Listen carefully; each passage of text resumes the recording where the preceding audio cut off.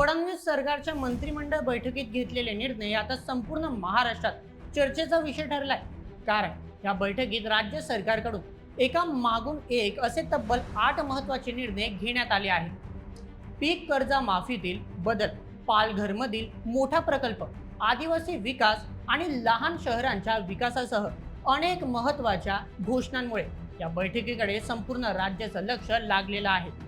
या निर्णयांचा परिणाम राज्यातील शेती, रोजगार, पायाभूत सुविधा आणि विकासाच्या विविध क्षेत्रांवर होण्याची शक्यता व्यक्त केली जात आहे। त्यामुळे सर्वसामान्य जनतेसाठी नेमकं काय ठरलं आणि त्याचा आपल्यावर काय परिणाम होणार हे जाणून घेऊया आजच्या या व्हिडिओमध्ये। तर मित्रांनो, राज्य सरकारची मंत्रिमंडळ बैठक ही राज्यातील सर्वसामान्य नागरिक, शेतकरी आणि अगदी सर्वांसाठीच अत्यंत महत्त्वाची मानली जाते। कारण या बैठकीत तुमच्या आमच्यासारख्या सामान्य लोकांच्या जीवनावर थेट प्रभाव टाकणारे अत्यंत महत्त्वपूर्ण निर्णय घेतले जातात। भविष्यातील योजना आणि विकास कामांची घोषणा केली जाते। त्यामुळे या बैठकीची फक्त राजकारणातच चर्चा नसते, तर शेतकरी, नोकरदार वर्ग आणि विद्यार्थी यांसारख्या अनेक घटकांविषयी महत्त्वपूर्ण निर्णय घेतले जात असतात। आता सध्या अशीच एक बैठक दिनांक 15 जुलै 2026 रोजी पार पडली। मुख्यमंत्री देवेंद्र फडणवीस यांच्या अध्यक्षतेखाली संपूर्ण बैठक घेण्यात आली, ज्यामध्ये उपमुख्यमंत्री एकनाथ शिंदे आणि उपमुख्यमंत्री सुनेत्रा पवार यांची देखील उपस्थिती होती। मिळालेल्या माहितीनुसार या बैठकीत तब्बल 8 महत्त्वपूर्ण निर्णय घेण्यात आले, ज्यांचा थेट परिणाम शेतकरी, आदिवासी, मध्यमवर्गीय या सर्वांवर होणार असल्याचं सांगितलं जातंय। त्यामुळेच हे सर्व 8 निर्णय प्रशासकीय दृष्ट्या अत्यंत महत्त्वाचे आहेत। तर चला आता या सर्व 8 निर्णयांबद्दल क्रमवार जाणून घेऊयात। सर्वात आधी बोलायचं झालं तर या बैठकीतील सर्वात चर्चेत राहिलेला निर्णय म्हणजे शेतकऱ्यांसाठी पीक कर्ज माफीच्या अटींमधील करण्यात आलेला मोठा बदल। गेल्या काही महिन्यांपासून कर्जमाफीचा मुद्दा राज्यभरात चर्चेत होता। शेतकरी याबाबत सातत्याने मागणी करत होते। अनेक शेतकऱ्यांनी नियमित कर्जफेड केली होती, तर काही तांत्रिक अटींमुळे हजारो शेतकरी पूर्वीच्या योजनेपासून वंचित राहिले होते। हीच बाब लक्षात घेता आता सरकारने पुण्यश्लोक अहिल्यादेवी होळकर शेतकरी कर्जमाफी योजना 2026 मध्ये काही महत्त्वपूर्ण बदल केले आहेत। विशेष म्हणजे 2019च्या योजनेतील 50,000 रुपयांच्या प्रोत्साहन मर्यादेत बदल करण्यात आला असून 2026-27 मधील नियमित परतफेडीची अट देखील शिथिल करण्यात आली आहे। सरकारच्या म्हणण्यानुसार यामुळे सुमारे 23 लाख शेतकऱ्यांना मोठा लाभ मिळू शकतो। म्हणूनच हा निर्णय ऐकायला फारच दिलासादायक वाटतो। कारण शेतकऱ्यांसाठी कर्ज हा फक्त आर्थिक प्रश्न नसतो, तर तो त्यांच्या कुटुंबाच्या भविष्याशी जोडलेला असतो। परंतु इथेच एक महत्त्वाचा प्रश्न निर्माण होतो की कर्जमाफी हा कायमस्वरूपी उपाय आहे का? यावर अनेक तज्ञांचे असे मत आहे की कर्जमाफी तात्पुरता दिलासा देऊ शकते, मात्र शेतमालाला योग्य बाजारभाव, सिंचनाच्या सुविधा, साठवणूक व्यवस्था आणि उत्पादन खर्च कमी करण्यासाठी प्रभावी उपाय झाले तरच शेतकरी खऱ्या अर्थाने आर्थिकदृष्ट्या सक्षम होईल। त्यामुळे सरकारचा हा निर्णय महत्त्वाचा असला तरी त्यांचं खरं यश पुढील अंमलबजावणीवर अवलंबून असेल। मात्र सरकार फक्त या एका निर्णयावर थांबली नाही, तर बैठकीतील दुसरा महत्त्वाचा निर्णय थेट पालघर जिल्ह्याशी संबंधित आहे। राज्य सरकारने पालघर जिल्ह्यातील दापचरी येथे आंतरराष्ट्रीय दर्जाचा कृषी बाजार उभारण्याचा निर्णय घेतलाय। यासाठी दुग्ध प्रकल्पाची तब्बल 558.43 हेक्टर जमीन हस्तांतर करण्याची मंजुरी देण्यात आली आहे। आता या ठिकाणी केवळ बाजारच उभारला जाणार नाही, तर आधुनिक पणन सुविधा, साठवणूक प्रक्रिया आणि व्यापाराशी संबंधित विविध सुविधा उभारण्याचाही सरकारचा मानस आहे। आता अनेकांना प्रश्न पडेल की या प्रकल्पाचा फायदा नेमका कोणाला होणार?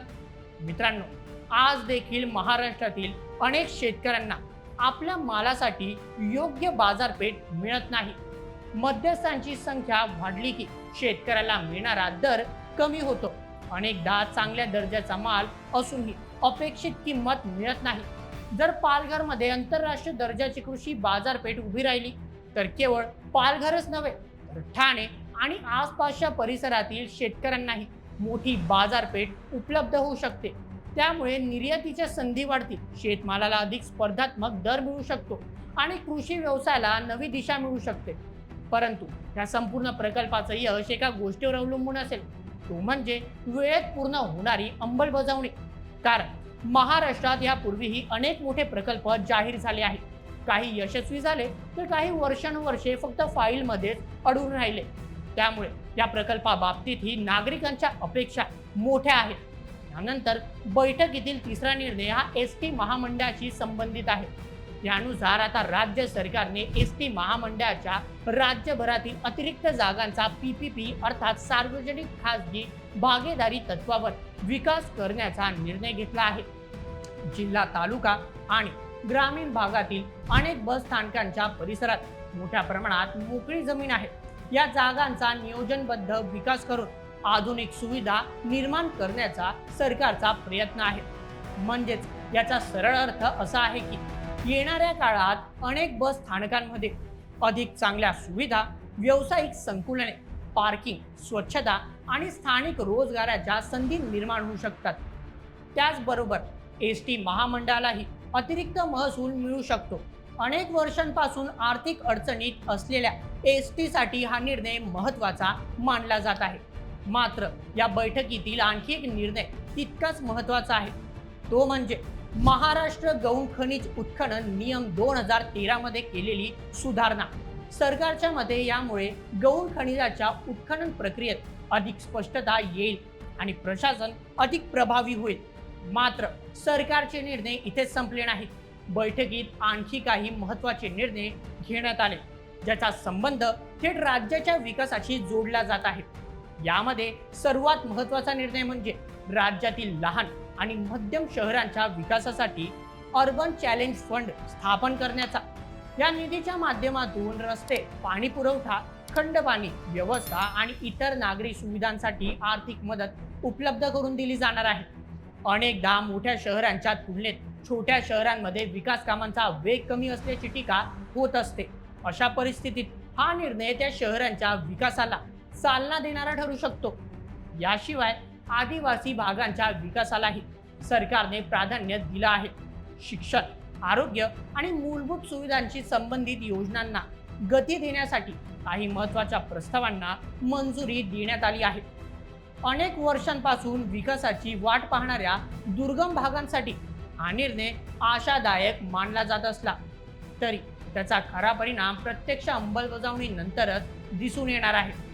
एकूणच पाहिलं तर या मंत्रिमंडळ बैठकीत घेतलेले निर्णय केवळ कागदावरील घोषणा नसून शेती, पायाभूत सुविधा, आदिवासी विकास, शहरीकरण आणि प्रशासन या सर्व क्षेत्रांना स्पर्श करणारे आहेत. मात्र आता या निर्णयाचं खरं यश, त्यांची अंमलबजावणी किती वेगाने आणि प्रभावीपणे होते यावरच अवलंबून असेल. कारण घोषणा अनेक सरकारे करतात, परंतु त्या प्रत्यक्षात जनतेपर्यंत पोहोचल्या तरच त्यांचा खरा अर्थ निर्माण होतो. त्यामुळे आता फडणवीस सरकारच्या मंत्रिमंडळ बैठकीत घेतलेले हे 8 महत्त्वाचे निर्णय राज्याच्या विकासासाठी मोठं पाऊल ठरतील की केवळ घोषणांपुरतेच मर्यादित राहतील, याचं उत्तर तर येणारा काळच देईल. मात्र सध्या तरी या निर्णयांमुळे राज्यातील शेतकरी, सर्वसामान्य नागरिक आणि विविध विकास क्षेत्रांकडून मोठ्या अपेक्षा व्यक्त केल्या जात आहेत.